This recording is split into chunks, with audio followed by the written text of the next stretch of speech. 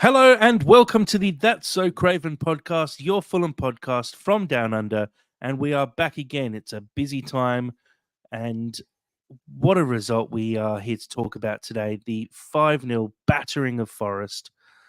Just uh, hard to put into words exactly what this result means in a season that's been, I guess, a bit of a roller coaster so far. To actually get a result like this, and it seems like a return to the heady days of Silva in the Championship. Here to discuss everything, we have Elton. How are we going tonight, Dad? I am very well, thank you very much, and I'm very, very, very happy to be here. And you don't have to justify your hydration levels tonight because unfortunately we were without Sam. Um, had prior engagements, as in he was very tired. Um, so it's just the two of us to discuss this. But geez, there's a lot to talk about. It was, like I said at the start, it felt like a return to those days of the championship where we were beating teams 7-1 and just walking over opposition sides. And what a game it was, Dad. It was. Look, I didn't watch it live. I watched the replay.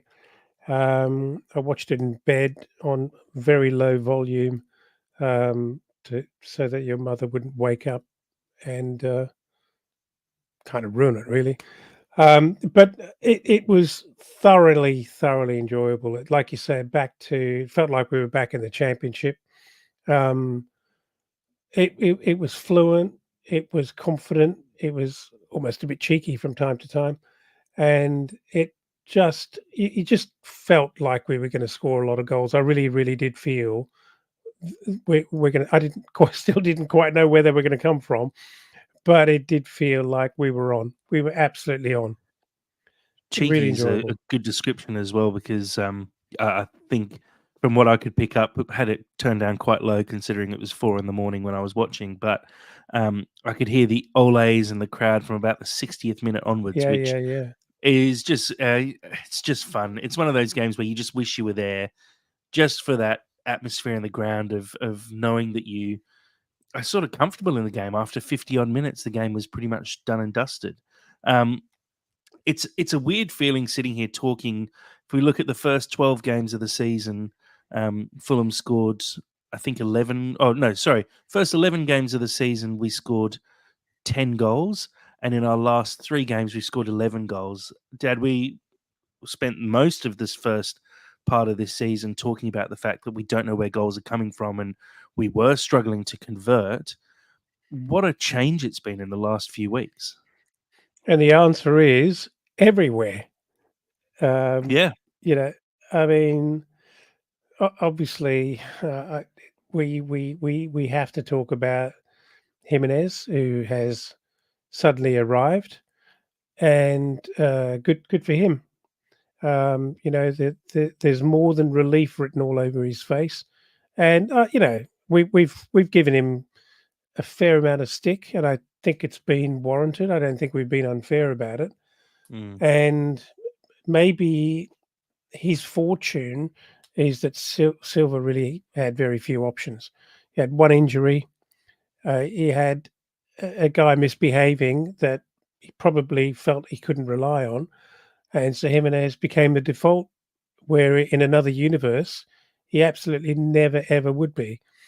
mm. And you know, so Silva doubled down and backed him, and it's kind of worked. But just fantastic to see many people getting in on the act. Fantastic to see Iwobi finally scoring because we've been enjoying his performances thoroughly since he started with us. But one of the things that has been missing is that sort of final product, and there have been plenty of shots on goal that have gone bloody nowhere near it. And Mm. it's great to see him getting himself into positions for fairly easy finishes, but he puts the work in, so he deserves to be there. No, really, really, really enjoyable, if not somewhat of a relief.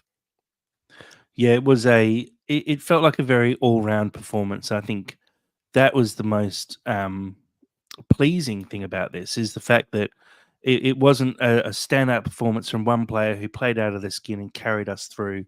You know, we spent a lot of time sort of being carried by players like Polina. You consider the goals that he's scored that keep us in games and the tackles he makes, and um, then you have those games where Willian has a blinder and scores a couple of goals and really drags us through. This was an all-round performance. I mean, the only person who really didn't have much to do was Bernd Leno. I think he had to make one save for the whole game, and that was pretty much it.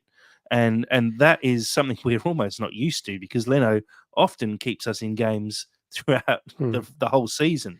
So the fact that he was basically rarely required is I've got just utterly no complaints with that. it's what you want. You don't want your keeper to have to deal with anything throughout a game, but to see players like, I mean, even Polina didn't really have that much to do. He did what he does well, but really, he wasn't required to make the crunching tackles he makes or break up play like he usually does, because we were just so in control of the game. Do you think I guess anyone, Jack? Do you think anyone had a bad game?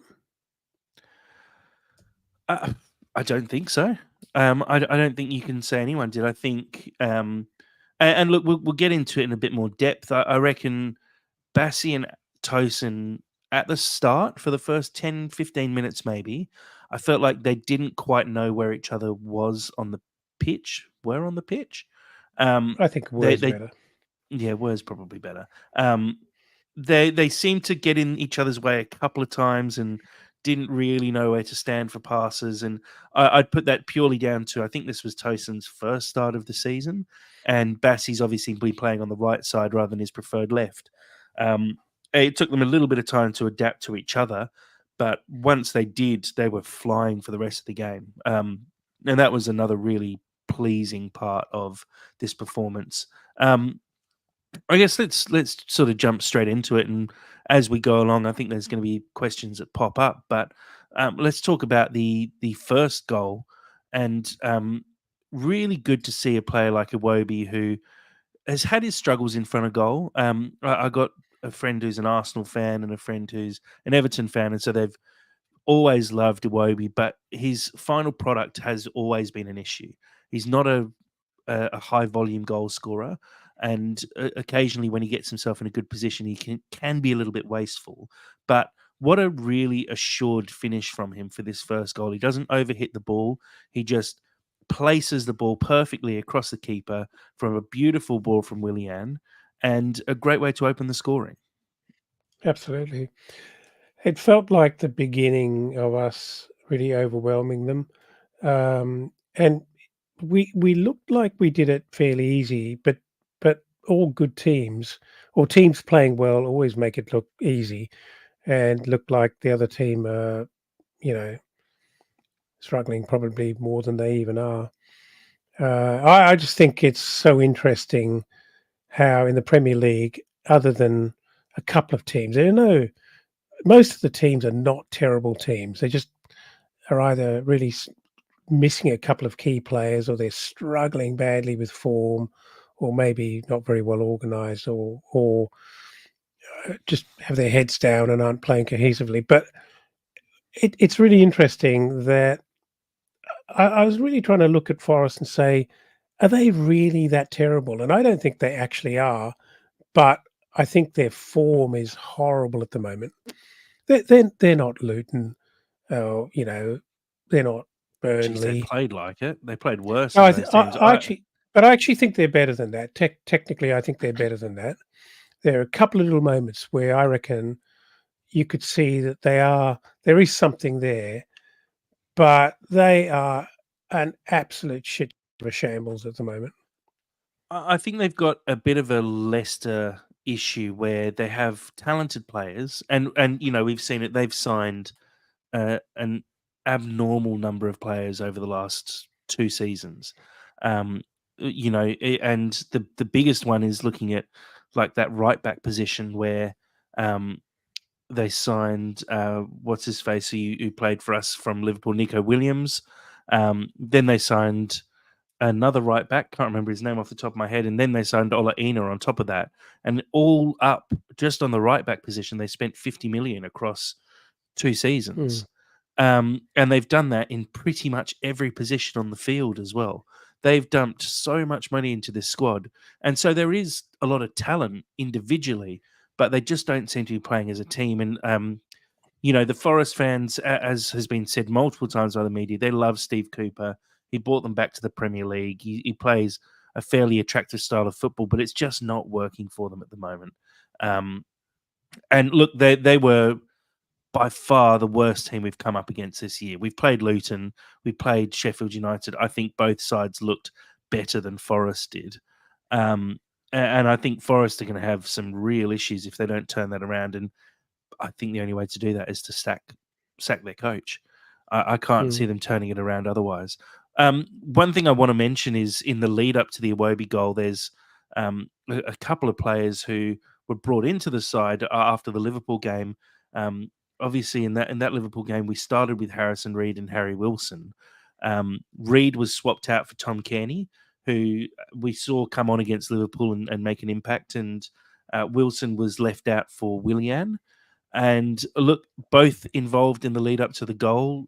Kenny, obviously, with a beautiful sort of drop the shoulder and just created a bit of space to be able to lay the ball out to Willian out wide, who puts in the ball for the goal. Good decisions from Silva. We knew there was going to be some rotation. Yeah. Um, and, some might think that Harry Wilson was unlucky not to start Mm. because he looks like he's coming into some form, and he certainly looked, pretty bright in the last couple of games. But I am loving Iwobi on the wing, and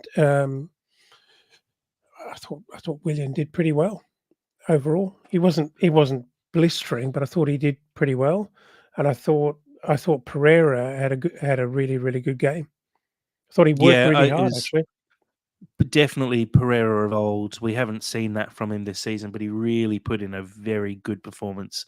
A couple of assists, and obviously for the second goal of the game, Jimenez's first of the evening. It's just really well worked. It's a Wobie, it's Pereira.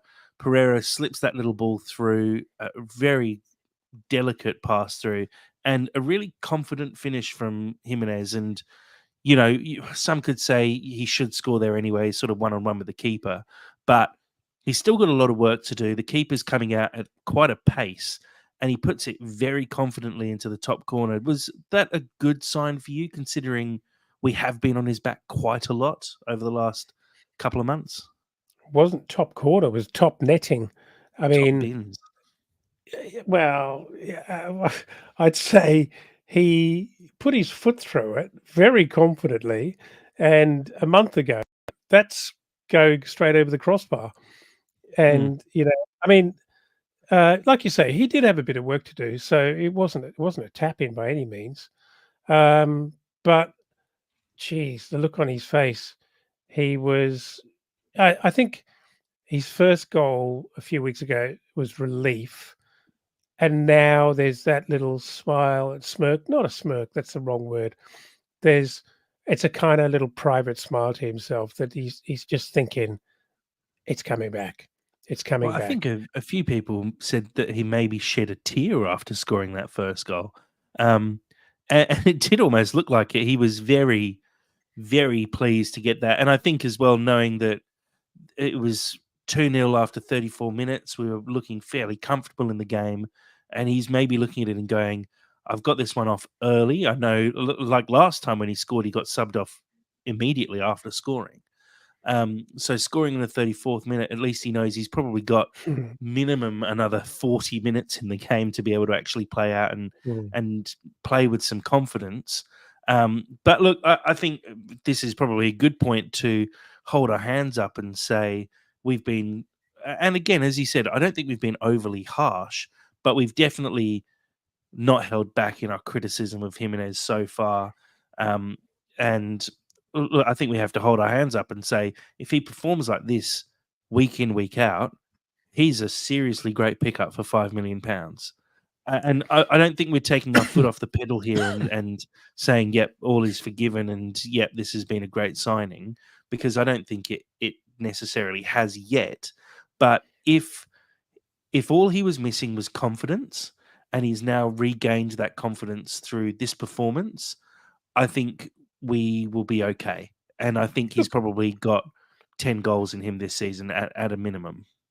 I am very comfortable that I don't think we've been unfair. I think we've been very measured in our criticism of him because the key KPI measurement, whatever you want to call it, for a striker is scoring goals.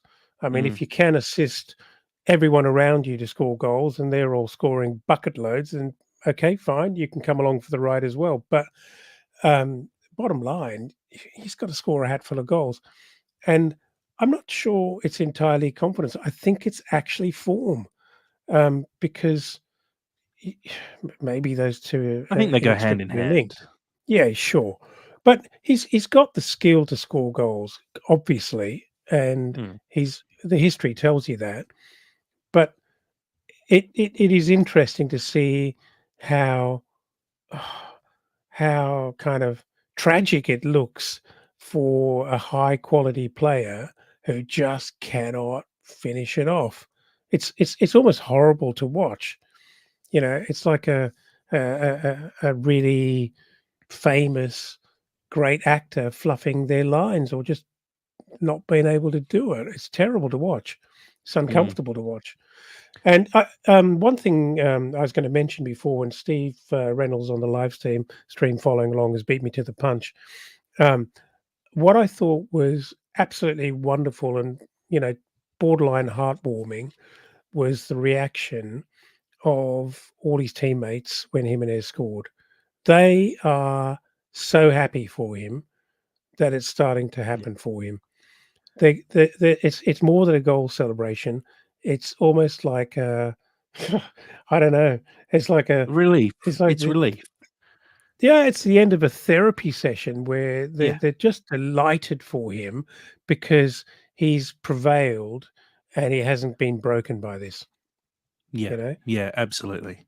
And look, it's a like I said, a really good finish. It's what you want to see from your strikers. And I said it to you, I think it was tonight actually before we came online. Um, or I think it might have actually been just after you finished watching the game this morning. I said it's pleasing to see that this was the first game I think where we fully look like we no longer play the Mitro way, if you will. Mm, We're not playing balls into the box that Mitro would get on the end of. We're not playing that style anymore. All of these goals were goals that would be scored, or goals that we normally wouldn't have scored with Mitro in the team because we're aiming for that talisman. Now we're actually playing balls in behind for a speedy striker to run onto. We're playing sure. crossfield balls that take advantage of Jimenez's strength, but also his speed as well.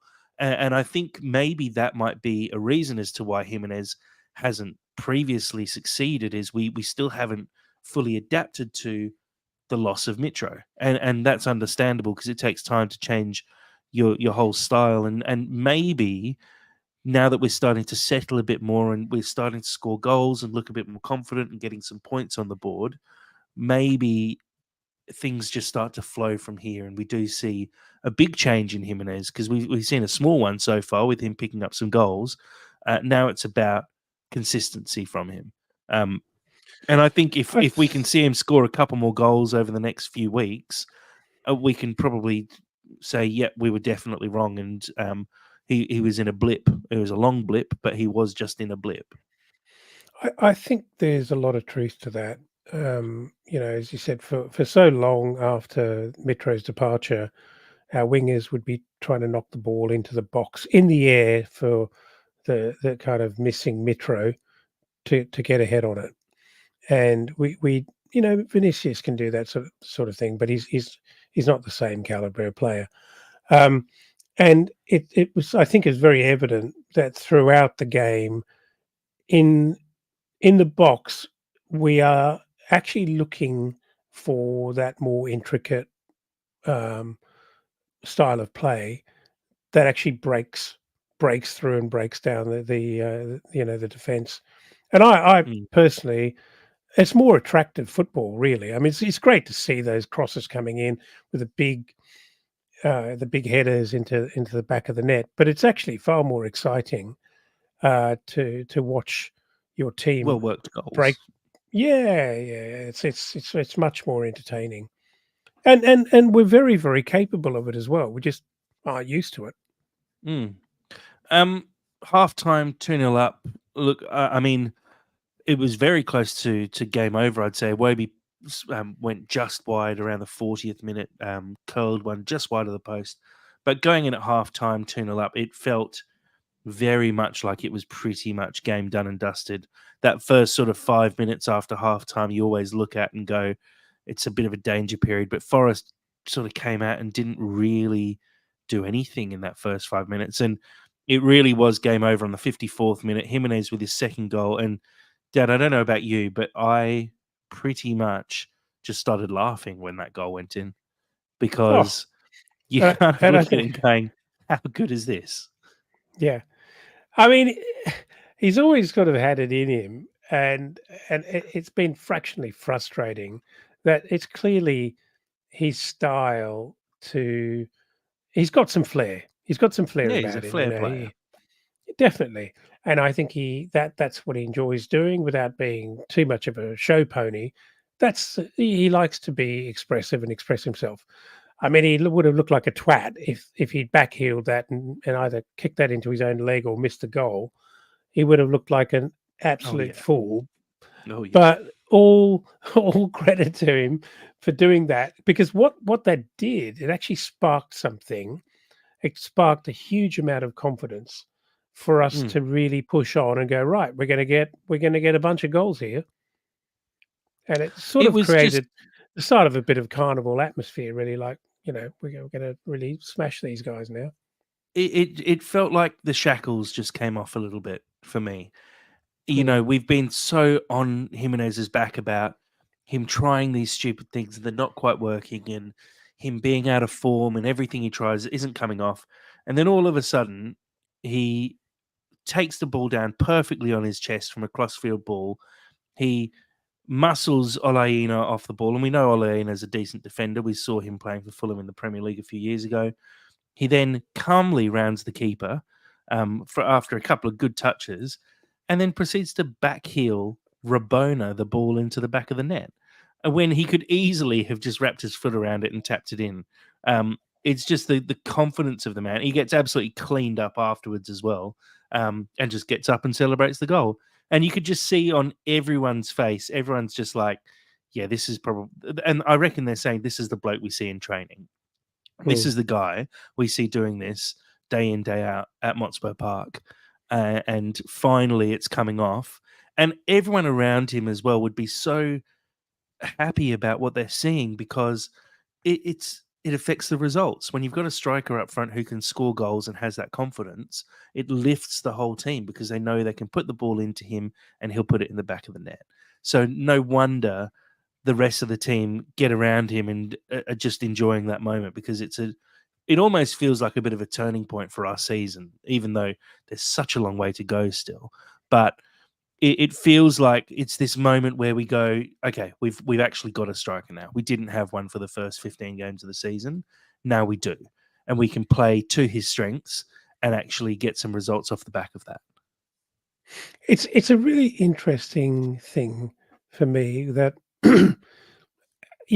at the very top level, players have certain characteristics and they have certain very natural flair about their game. And this is something they do very instinctively. You know, maybe Pellini is a good example. You can't take the slide tackle out of the man. And if he was in terrible, terrible form, he'd probably be clattering people every time and missing the ball, but it would never stop him slide tackling because that's the way he plays. And, maybe, I don't know, Bassie's got it in him as well. He's just, from time to time, he just loves that long crossfield, long ball, which doesn't always work if he's not having the best game, but you can't take it out of him. That's just the way he plays. And for me, Jimenez has got that sort of flair about him, and it just looks awful when his form is terrible. But he can't really change the way he plays. He can't play conservatively. It's just not him. It's very interesting. I think Scott Parker had a word for it. Well, look, it was 3-0 at that point, game over.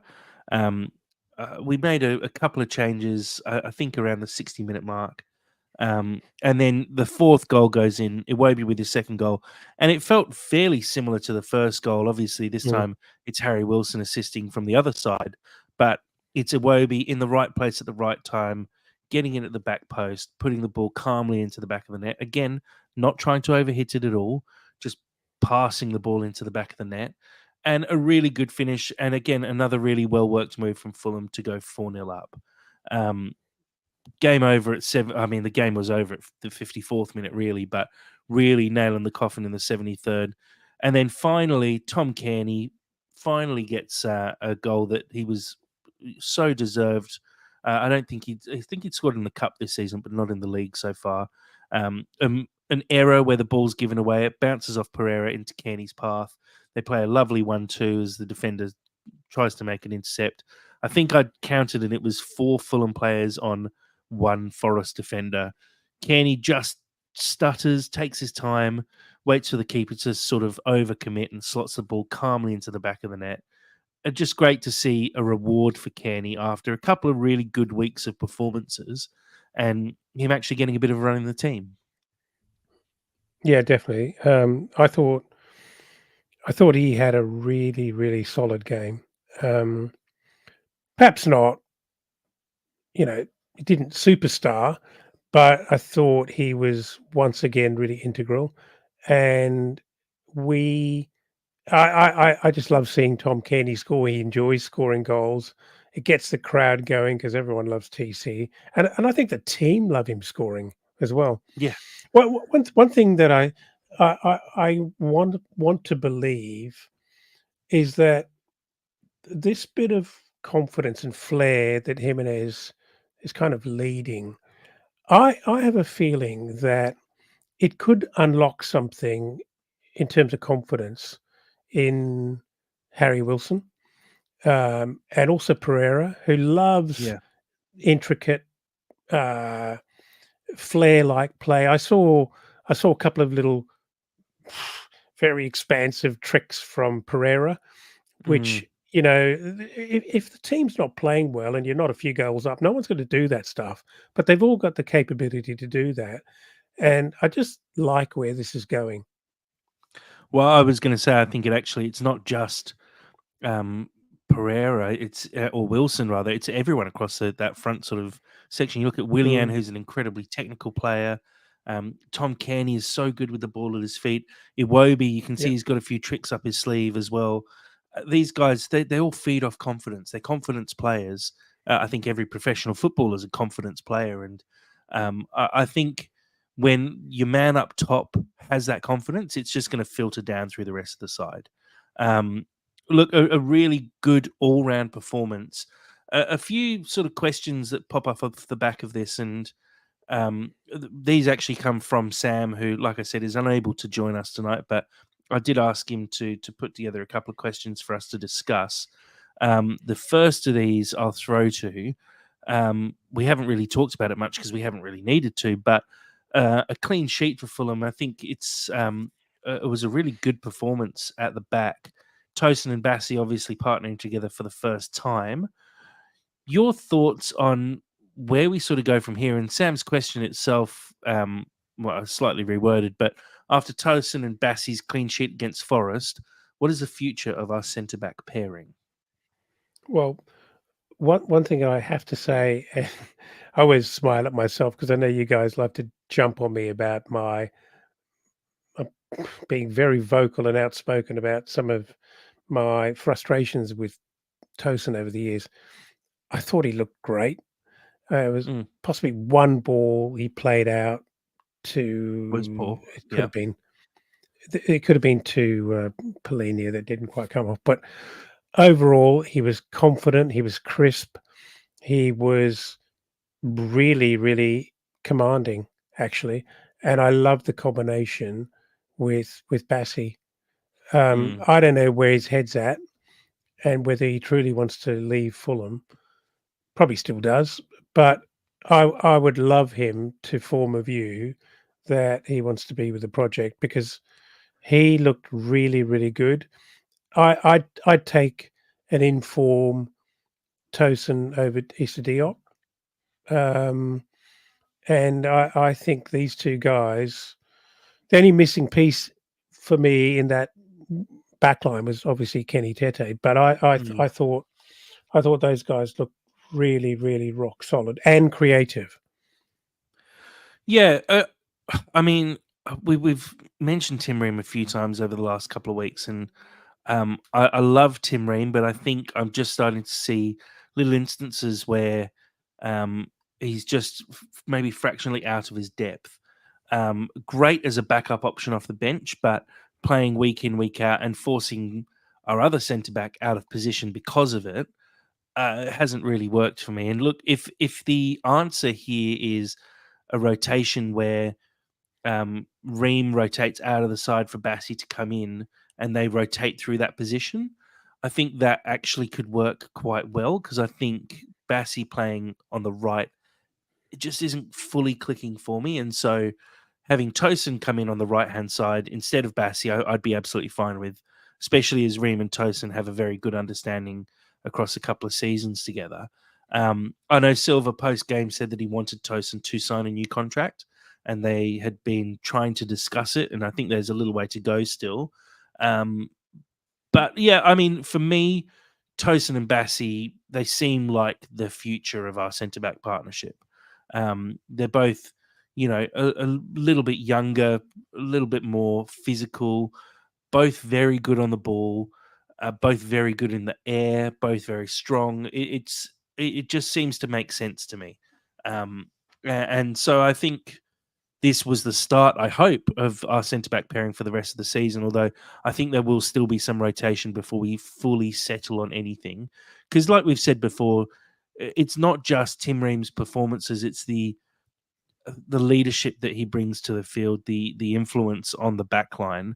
But it was great to see Tosin out there. A few people mentioned, he was shouting at the defenders, making sure they kept their shape, shouting at midfielders, making sure they're in the right position. So having both of those guys on the field worked really, really well for me. And as I said, I think they're a little shaky at the start, but once they sort of got used to each other, geez, it looked like they've been playing together forever. And the only chance that Forest had was one accidental poor pass and a bit of a slip that opened up a hole for Forest to run into. So I think those two, for me, are the future of our centre back pairing. There we go. Yeah. No further comment. Next question from Sammy. What changes would you make to the starting lineup who played against Forest to take us to the next level? Well, as I mentioned before, the obvious missing one, which didn't overly surprise me that Kenny Tete was rested. He looked like he was pretty tired at the end of what was it, maybe 80 minutes against Liverpool, and obviously his first game for quite a while. Um, you can only say, having not played him, it was a great decision to rest him because we've got another game obviously this weekend. But he, as much as I really do like Castagna, I much prefer Kenny Tete, and I think that would be a really tasty back four. Um, with Tete and Tosin, Bassi, and Robinson on the left. And you have to give a shout out to Ballatore. I think he didn't have much of an outing, but he Mm. certainly didn't look out of place. He looked pretty lively and pretty handy. I guess outside of Tete, because Tete is the obvious choice anyway. Are there any other changes you'd make? Looking at the team that started, we had Kenny alongside Polina with Pereira in front of them, Willian, Iwobi out wide, and then Jimenez up top. Would you make any changes there, or do you think it's Well, purely Tete in? no, look, I think a lot of people have doubts about Tom Cairney's defensive grit. Um, but I thought he worked very hard defensively last night. Maybe he didn't have that tough a job to do, and it wasn't exactly Man City running at him. But I thought he worked very hard, and I really liked him alongside Polinia, and obviously Pereira had a really good game, and I do prefer Pereira in that position as opposed to Iwobi. I like Iwobi out wide. Uh, I certainly wouldn't be begging for Harrison Reed or Lukic in preference to Tom Cairney. I like that lineup. I think it really depends on the team we play against as well. I like in a game where we're looking to win, and admittedly we should go into every game looking to win, but in a game where we should be considered the favourites, I'd like to see Kenny start every time. In games where we're potentially going to be overrun a little more in midfield, I think Tom Kenny doesn't quite work there. Um, and Sure. it's nothing against his grit or his engine or anything like that. I just think you need someone like a Harrison Reed to run in and make those tackles a little bit more often, and just give Polina a little bit of extra support, if you will, in that role. But for me, I would actually probably stick with it, and I think what you lose defensively by having Tom Cairney in the team, we gain so much offensively. And I think Polina is a good enough player to cover for Tom Cairney. And I also think our defense seems to be coming together a little bit more, and starting to look like a defense that can handle most situations anyway. So my only potential changes there would be, um, I quite like seeing Willian coming off the bench late in a game, just because tired legs, seeing him taking on defenders in the 70th minute when he's fresh off the bench and has that little extra half a yard on a defender, I think causes more issues than him starting sometimes. I think Harry Yeah, Wilson's been fair really call. good, and I'd love to see Harry Wilson get a run in the side because I'm actually a big fan of his. I think he's been doing some really good things, and he's unlucky not to get a bit of an extended run in the side. Hard to drop someone like Willian, who's in good form at the moment, but if there was anything I'd do to just take us to that next level, I think it would probably be bringing in Harry Wilson. And I think we're in a position now where it seems like we can actually rotate a little bit more anyway. And so I don't think having Willian starting every game is that important anymore. I don't think we're so reliant on him that we need him to start every game. I think it is remarkable, and this is, it's through no fault of our own that we've had problems at the back this season up to now. These players, we know the caliber of all these players, and Castagne's come in and really impressed. Bassey's come in and been incredibly impressive, and you know, Bassey's had to play out of position.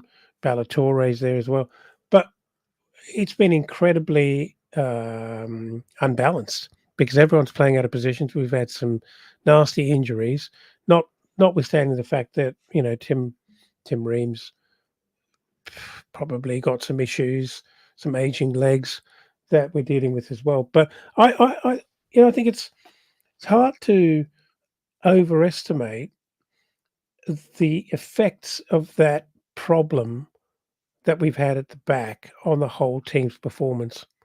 Because I Mm. think missing Kenny Tete, I've said this before, I think he has a really big effect on our performances. Oh He's yeah. what he provides, obviously Castagna is a good defender and he works hard, he makes a lot of runs upfield, but Kenny Tete is something a bit special.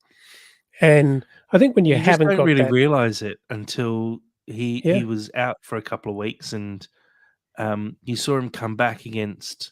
Was it against Liverpool? He came back, and just the tackles that he's making, and you're just looking at it, going, "Geez, I've missed this," Mm. and you don't even realize it until you don't know what you got till it's gone. Jeez, they should make a song like that. But yeah, I think we're getting to the stage now where we're starting to see a more settled starting 11, and it feels like we could see a handful of rotational changes only from here on out, and not huge sweeping changes week in, week out. Well, I think perhaps what we're saying is that we always knew that we've added to the squad, other than Mitro going out the door, we've added to this squad, and it hasn't clicked. And so we always knew we actually they had it in them. And if you just allow yourself to dream for a moment of, you know, another really high quality midfielder being Mm, introduced, and a absolutely world class striker, and maybe another winger into the mix, suddenly, this is a very, very interesting little squad. mm. Oh, definitely, 100%. Um, let's have a look at the stats from the game. Fulham holding 64% of the possession to Forest 36. 14 shots with 6 on target for Fulham, 4 shots with just the 1 on target for Forest. Fulham made 700 passes to Forest's 401, 6 corners to 1 for Fulham, and 7 fouls to Forest's 10. Let's take a quick look now at the league table. And I tell you, the biggest thing about this game for me is the 5 goal swing in goal difference, and what a difference that actually makes. Oh I yeah. remember looking at Wolves and thinking, geez, they're only a few points ahead of us, but we'll always be sitting behind them because our goal difference is terrible at the moment. And all of a sudden, in the last 3 games, we've managed to pick up +6 in goal difference. +6? No, +5 in goal difference. And all of a sudden, leapfrog Wolves because of it as well. It's a really positive thing towards the end of the season, especially if you can get yourself into that positive um, column effectively for goal difference. You don't really want to see big negative numbers. If you look at teams like Forest and Bournemouth, who have -11, -12, Burnley with -18, if it gets tight at the end of the season, you don't want your position in the league to be decided by goal difference. So important goals there, but also the points. We now sit just 1 point behind Chelsea and Brentford, who are in 10th and 11th place. Fulham sitting level on points and goal difference with Wolves. Both teams have 18 in 12th and 13th. Palace in 14th place and Bournemouth in 15th place. Both have 16 points. And then there's a bit of a gap there to Forest on 13, Luton on 9, Everton and Burnley on 7. It's opened a nice little buffer now for us. We are 9 points ahead of Luton, who sit just outside the relegation zone, and 11 points ahead of Everton and Burnley, who are in the relegation zone at the moment. It's like I said when we covered the Wolves game, we were talking about us being in a bit of a relegation dogfight just a few weeks ago, and now it feels like we're kind of ahead of par. You know, you're wanting to get a point a game. We've now got 18 from 15. We've got winnable games coming up when we have to play against Burnley. We have to play against Bournemouth. There's obviously some tough ones in there as well. But Dad, does it feel like the tables have turned a little bit for us, and we're now in a position where we can look further up the table rather than looking behind ourselves constantly? Well, definitely, and I think more importantly, I'm getting the feeling, and it always felt like we were close with just the smallest of things missing to turn this around. But I'm now feeling like, Palace, Brentford, Chelsea, well, maybe Chelsea a little bit different, but certainly Brentford, Palace. I don't have any fear playing against these sides. Mm, And that's important because if we can just get, you know, a little bit above that and get ourselves into around 10th position, I think that's kind of where we actually belong. I really do. yeah. Yeah, I mean, based on the way we've played over the last couple of seasons, we feel like sitting around 8th to 13th seems to be our sort of zone. And if we can just hover in that zone for the rest of the season, I think it'll be a very good one. And the benefit of hovering in that zone is you get a couple of good results, and all of a sudden you start pushing for those European places. We play West Ham this weekend, and just having a quick look at the rest of the table, which I don't have up on the live stream, unfortunately, but West Ham are on 21 points, sitting in ninth place. I think with the changes to European qualification this year, it's possible that the top 9 in the Premier League will actually get into Europe this season. And we're just 3 points behind West Ham, who are in ninth. So we're actually all of a sudden pushing towards that top half of the table. And we're only 7 points behind Brighton, who are in eighth. Like, these aren't ridiculous gaps that we're going to have to overcome to keep pushing up the table. But more importantly is now that we're looking up rather than down. I feel Well, like we've definitely turned that corner. if we believe, if we can convince ourselves that the Khans are going to make good on what must have been a promise to Silva to spend some money in January and get that midfielder, get that striker, maybe a sprinkling of some other magic. We're just looking for this team to perform consistently well, a little bit like we've done over the last 3 games. And if we play like we've played over the last 3 games with no additions, we should be in 10th position, there or thereabouts, by the time the end of January comes along, right? Yeah. And if we get the players we hope to be getting, um, well, maybe Europe is very much in our sights. And who'd have Yeah. thought we'd be having that conversation a month ago? I mean, it's in our sights. It might be a fair way in the No, distance, I know but it's doable. it's definitely No, it's definitely within our sights. yeah, absolutely. And look, if you have a look at our upcoming fixtures, it's quite possible that we pick up points against West Ham, points against Burnley, points against Bournemouth. We could potentially pick up 9 points from the next 4 games. You've got Newcastle in there as well. Pick up 9 points. All of a sudden, you're on 27 points from 19 games. You're looking very comfortable at that point, and definitely pushing up towards sort of 8th, 9th in the table at least. I think the big thing that we need to see from this Fulham side is the ability to take points off the top 6 or the top 8, if you will. And we saw it against Liverpool. We saw it in games against Arsenal, games against Man United, where we've looked the better side and we just can't get results. We really do need to start taking points off those big teams, because that's currently what's holding us back. We got Newcastle, Arsenal, and Chelsea to come as 3 of our games out of our next 6 games. It would be great to see us pick up, a win from those 3, and just see us push forward and not have to always beat the teams around us and below us to survive. I think we need to start picking up points from elsewhere, because if you slip up against the teams around you, they leapfrog you. If you start taking points off the teams above you, we really continue to actually challenge and push forward. Having a quick look finally, no, actually not finally, that's about it. I don't know if there's anything else you wanted to mention about the game against Forest, or maybe we can actually have a very quick chat about the West Ham game. We're obviously playing them on Sunday. As I said, West Ham currently sitting 9th in the league, just the 3 points ahead of us.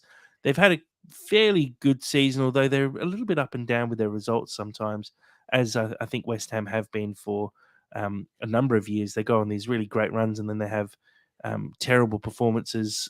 Looking at their recent results, a 1-1 draw with Crystal Palace on Sunday, a 2-1 win against Burnley, a 3-2 win against Nottingham Forest, a 3-2 loss against Brentford, and a 1-0 loss against against Everton. How do you see this game panning out? And do you think the cluster of 3 games within a week is going to be maybe a bridge too far for us? Well, I think we're starting to turn a bit of a corner in terms of what's the word, recovery from injury and availability of players. We have the luxury of resting Kenny Tete after he had a pretty hectic game for a first one back, but clearly he'll be ready to go on the weekend on Sunday again. We've got if Robinson ran out of gas, and he's probably a bad example because he never runs out of gas. One thing he does have is an engine. But if he absolutely did run out of gas, I'd be totally comfortable for Balatori to come on for 15 minutes. If say for example, TC starts with Polinia on the weekend and we have to switch it out to Reed or Lukish, perfectly happy. So we have got some options now. And what I really liked about the last couple of games is that it seems that a number of players are starting to hit a bit of form. I don't think we have that luxury up front. We don't have we barely got a striker starting to perform, and I don't know that I'd be comfortable saying, "Oh, if Jimenez is having a howler, Vinny will come on in the 55th minute and absolutely dominate." I don't feel that is happening. Sure. But but in as much as that game a few weeks ago against Wolves was a really important milestone and a test for exactly where we were in this season, I feel like a game against West Ham now is a really good yardstick for how we actually just how much our form has changed and improved. Mm. Because if we And can beat West Ham, and I totally believe we can, then I feel like we're really tracking well. So I'm really looking forward to that. yeah, and look, West Ham, as Coleman said on our live stream here as well, West Ham actually play tonight, which is Thursday night. They have to follow that up with a game against us on Sunday, so they have a very short turnaround. It's also not an easy game for them. They're playing against a Spurs team who are going to give them a decent little run, I think. The Spurs team have been great so far this season. West Ham play a very counter-attacking style of football. I think that's something that we actually handle quite well most of the time. We've got a lot of speed going back in Robinson and Tete, who both will be able to cover that West Ham counter. Polina obviously is one of the best interceptors and one of the best tacklers in the Premier League, possibly in European football at the moment. So I think West Ham's style actually suits us quite well because that's how they like to attack and score their goals. And they have quite a low line of engagement. So I think we actually stand a bit of a chance against West Ham.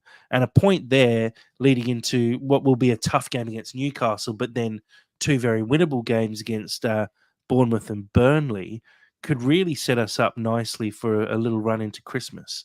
Mm. So it's going to be. I assume there's going to be some rotation. I wouldn't be overly surprised to see Tete come in. I wouldn't be surprised to see Tim Ream come back in, and same with potentially Harry Wilson and maybe Harrison Reed or someone along those lines, just to rotate more than anything. But I think we've got a very good chance going into this game. I'm fairly confident we can get a result out of it. Maybe not 3 points because West Ham we know are a good side, but definitely taking something away from this one. Your thoughts? Yeah, I'm looking for 3 points. I mean, I'm always looking for 3 points. I'd love 3 points. I I think think there's a there's potential there. I think there's some justification to it. I think our form's really good at the moment. Our confidence is sky high, Mm. and I do think we've got the manpower to take 3 points. Yeah, well, we will definitely soon find out. The game, obviously, against West Ham on Sunday, another Sunday afternoon game for us. So, again, another game I'm really looking forward to because I think this is going to be a tight game, but exciting based on the way we're currently playing, and based on the way West Ham play. They push forward. They like to attack on the counter, and I think we're going to see a bit of an end-to-end game for this one. It's a 2 p.m. kickoff on Sunday, so yeah, very much looking forward to that one. Let's change it up a little bit. Let's talk about the under 21s.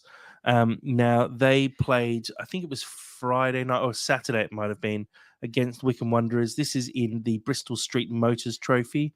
Worst name for a trophy there is. It's the old EFL Cup. Um, Fulham obviously made it out of the group stage for the first time ever, I believe, through to the next round, playing against the Wycombe Wanderers side, who are sitting sort of lower mid-table in League One, but still obviously a well-established club and, not a League Two side. This is a side who are doing quite well and sort of pushing for potentially moving into the Championship in the next few years. Obviously, we didn't quite get the result, but a really good performance against what you could call high-quality opponents at this level. And good to see our under-21s basically playing at the level of most League One clubs, which is kind of what you want to see. And I think it just proves that the pathway is working, where these guys can, like Goddo has this year, go out to a League One club and be successful, and then the season after can go to a Championship club and be successful, and then be ready to take that step up to the Premier League.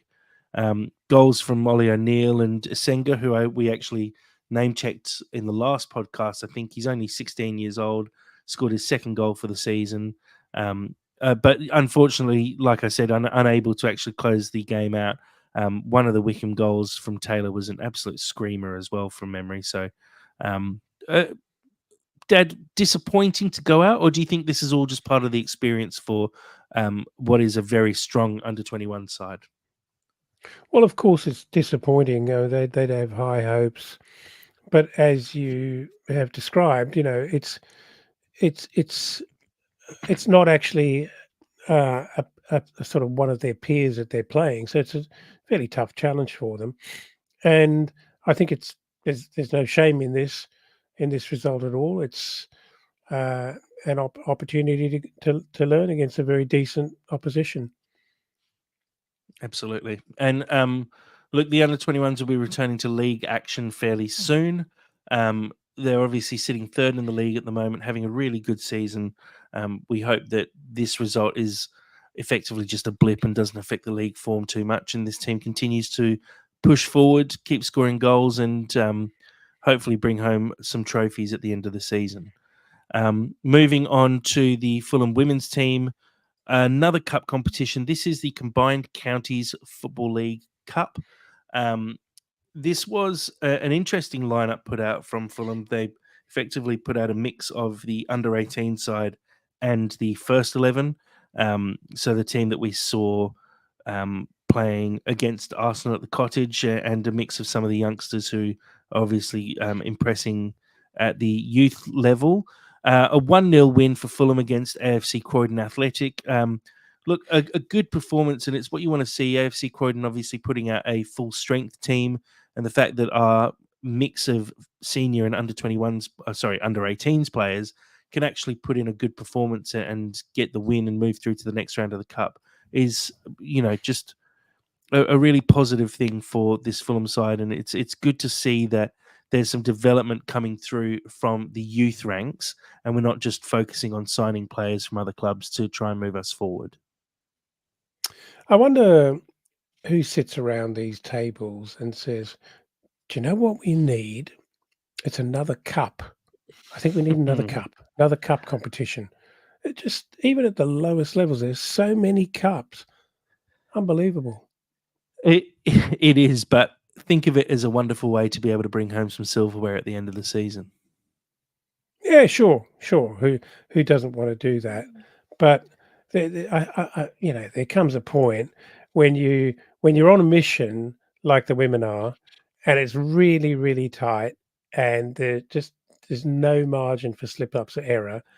You really want to just kind of bat a lot of this stuff away and be really stay focused Well, I on think the that's job at that's hand, the which is a tough benefit one. though as well. That is the benefit though of playing a combined side and effectively putting out an 11 with a mix of Sure. some of the younger players. And again, I don't think there were many players who started most games in the first 11 either. Frankie Gibbs started in goal. Bird at right backs made a couple of appearances. McNee, I think, is coming back from injury. Mia Adaway's come back from injury. She obviously scored as well, which is a great way to return.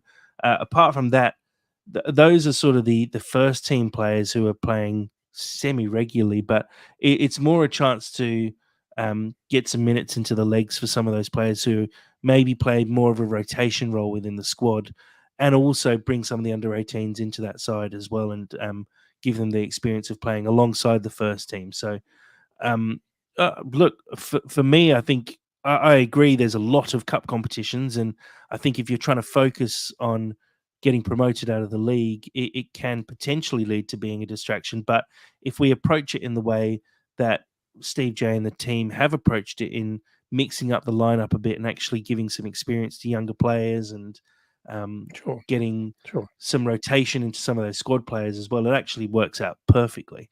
Um, and look, a good win, move through to the next round. I'm not sure when the draw for the next round is, but we'll definitely keep an eye on that and share it on our socials when that does come through. Um, that's actually it for us. It's funny how having Sam unavailable keeps us to a very tight and solid hour rather than the usual hour and 30 minutes we get. But look, there was a lot to discuss. This was one of the most exciting games we've seen Fulham play in a couple of years, and it was great to see a number of goals flying in from players who I think are going to slowly but surely become cult heroes at Fulham. Dad, was there anything else you wanted to say before we finish this one up? Yeah, look, apart from the fact that who doesn't love goals and a clean sheet, um, I think it was the manner in which we went about it and Mm.